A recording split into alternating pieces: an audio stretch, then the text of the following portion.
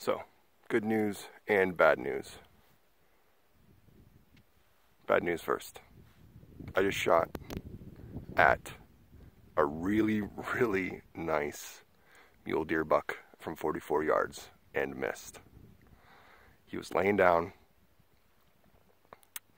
and he was at 44 yards and I put my 40-yard pin on him and I was low. It was also a crazy downhill shot that I'd never attempted before, but I figured it was 44 yards. It's a freaking layup shot, but I was low and I missed. He spooked and ran off. Good news. I know where he ran to, and I have a pretty good idea of where he's going to stop. And he's pretty much right next to the road that I drove in on. So I'm going to back out of here. I'm going to go try to find my arrow first. See if maybe I skim the bottom of him or something like that.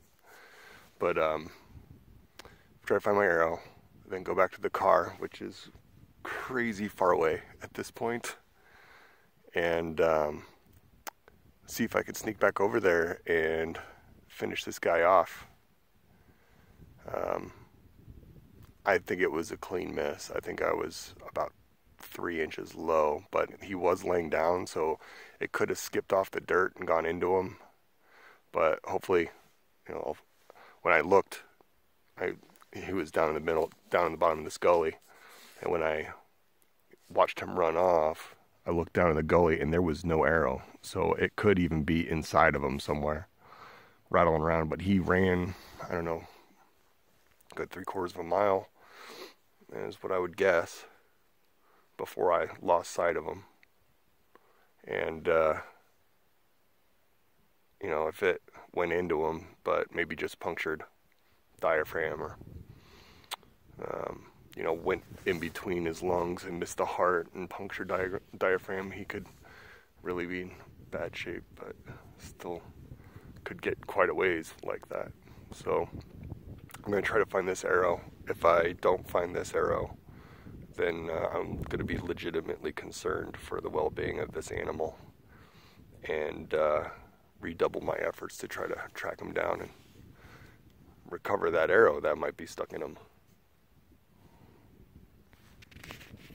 I should have grabbed my phone. I had all the time in the world. He was looking at me and didn't even get up.